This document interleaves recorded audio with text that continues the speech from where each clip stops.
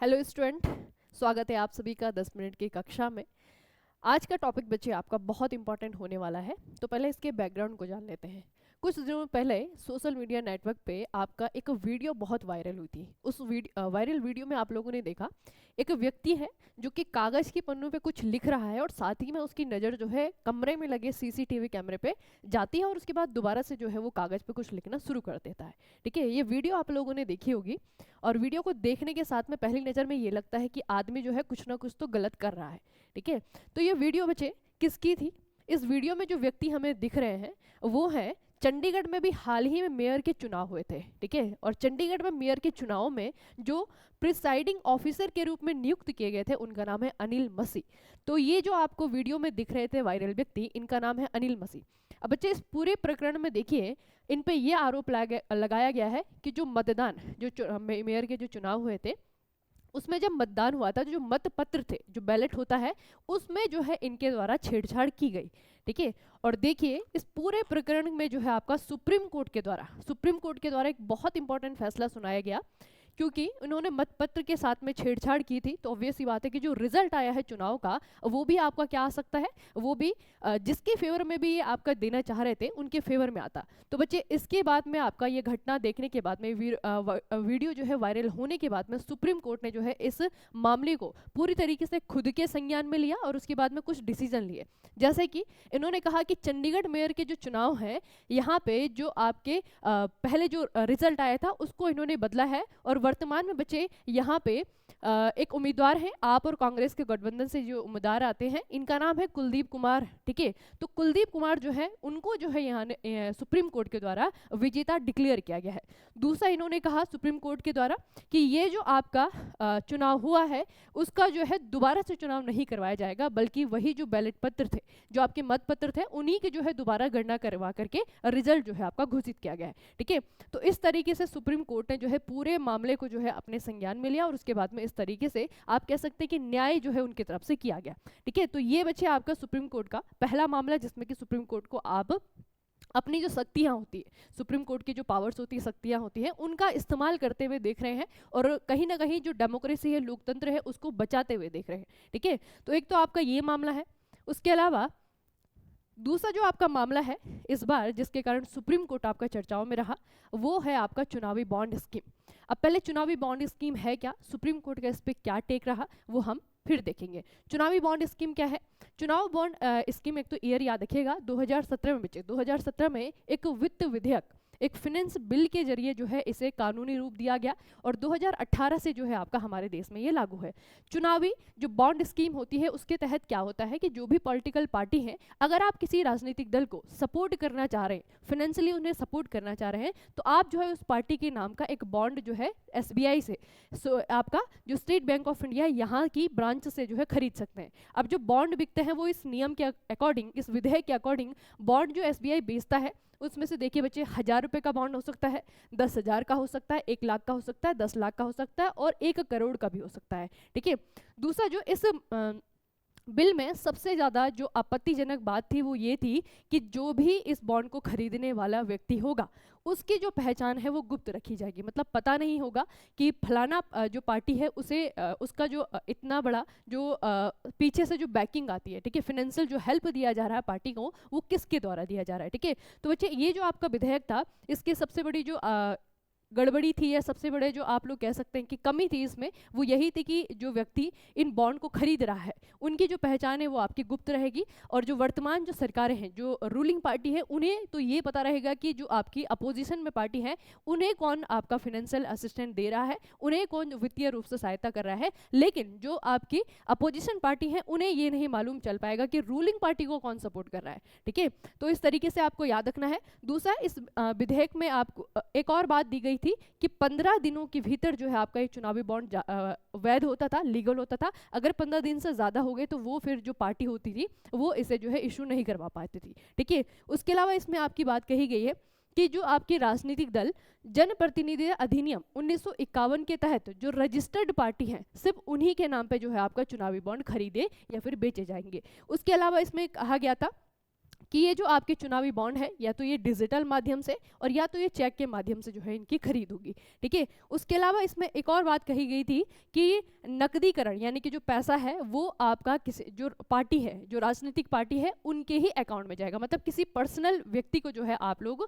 अपने पैसे की मदद अपने जो ये बॉन्ड है, चुनावी बॉन्ड है, इनका पैसा जो है किसी पर्सनल व्यक्ति के अकाउंट में नहीं जाएगा, ठीक है। जो पॉलिटिकल पार्टी है उन्हीं के अकाउंट में जाएगा। तो ये सारी की सारी बातें जो है आपका ये वित्त विधेयक 2017 वाला जो था इसमें कही गई थी और इसी के बाद से बच्चे जो चुनावी बॉन्ड स्कीम है वो भारत में क्या हो गई थी, लागू हो गई थी, ठीक है। तो ईयर आपके एग्जाम के लिए काफी इंपॉर्टेंट है। अगर पूछा जाए कि चुनावी बॉन्ड प्रणाली वित्त विधेयक ये कब आपका आया था, तो विधेयक आया था 2017 में और लागू हुआ है आपका 2018 में, ठीक है। इसके तहत सिर्फ एक ही बैंक को, पूरे भारतवर्ष में आपका एक ही बैंक को जो है आपका ये अधिकार है कि वो चुनावी बॉन्ड जो है बेच सकता है। तो बैंक कौन सा था, SBI का, स्टेट बैंक ऑफ इंडिया, ठीक है। अब इस पूरे मामले में दोबारा से सुप्रीम कोर्ट ने जो है इस जो ये आपका चुनावी बॉन्ड का मामला है बच्चे, इस पे अपना निर्णय देते हुए कहा है कि जो चुनावी बॉन्ड स्कीम है ये असंवैधानिक है, ठीक है। सबसे पहला तो यही है कि ये असंवैधानिक है और इससे जो है हमारे यानी हम व्यक्तियों का, जो भारत में रह रहे लोग हैं, उनका सूचना का जो अधिकार है उसका उल्लंघन हो रहा है, ठीक है। सूचना का अधिकार का उल्लंघन हो रहा है, यानी कि सूचना का अधिकार जो है वो कौन से आर्टिकल में आता है, आर्टिकल याद रखिएगा, आर्टिकल 19 का 1A, ठीक है। उसके अलावा यहाँ पे एक और जो आपका आर्टिकल है उसका भी उल्लंघन हो रहा है, ये भी सुप्रीम कोर्ट ने कहा। वो आर्टिकल है आपका आर्टिकल 14, ठीक है, अनुच्छेद 14, इसका उल्लंघन हो रहा है। आर्टिकल 19 का 1A इसका उल्लंघन इन्होंने कहा, ठीक है। साथ ही में जो पूरा का पूरा प्रक्रिया है, पूरा का पूरा सिस्टम है चुनावी बॉन्ड का, इसे जो है असंवैधानिक बताया, ठीक है। सुप्रीम कोर्ट का ये निर्णय बचे, ठीक है, जिस तरीके से उन्होंने कहा है ये सारा का सारा जो है आपका सुप्रीम कोर्ट का निर्णय है। और जो सबसे इंपॉर्टेंट बात है इनके निर्णय में, इन्होंने SBI को कहा है, जो आपका स्टेट बैंक ऑफ इंडिया है, कि आप क्या करिए, जितने भी 2019 के बाद से अभी तक जितने भी चुनावी बॉन्ड आपने बेचे हैं, पहले तो सबसे बड़ी बात कि आज के बाद जब ये आपका निर्णय आया है सुप्रीम कोर्ट का, उसके बाद कोई भी चुनावी बॉन्ड ना ही बेचे जाएंगे ना ही खरीदे जाएंगे, ठीक है। और चुनावी बॉन्ड जो आपका 2019 से अभी तक जो आपके बिके हुए हैं उनकी पूरी की पूरी जानकारी, कितने रुपए का बॉन्ड खरीदा है, किसने खरीदा है, कौन सी पार्टी को किसने चंदा दिया है, ठीक है। तो ये पूरी की पूरी जानकारी जो है आपकी 6 मार्च 2024 तक SBI किसे सौंपेगा, जो बच्चे हमारा चुनाव आयोग है, जो भारत का निर्वाचन आयोग है, चुनाव आयोग है, उसे सौंपने के लिए कहा है। और फिर चुनाव आयोग जो है वो 15 मार्च को इस पूरी इंफॉर्मेशन को अपनी ऑफिशियल वेबसाइट पे क्या करेगा, पब्लिक करेगा, ठीक है। तो ये दो निर्णय जो है आपका, या फिर कह सकते हैं आप लोग के आदेश जो है दिए गए हैं सुप्रीम कोर्ट की तरफ से SBI को, ठीक है। SBI के बाद में आपका निर्वाचन आयोग को। तो इस जो अभी निर्णय दिए हैं सुप्रीम कोर्ट ने, और इससे पहले आप लोगों ने देखा जो आपका जो ये चुनाव, चंडीगढ़ का जो मेयर चुनाव था, ठीक है, दोनों ही मामले में बचे आपका जो सुप्रीम कोर्ट है, सुप्रीम कोर्ट ने अपनी एक पावर का इस्तेमाल किया है।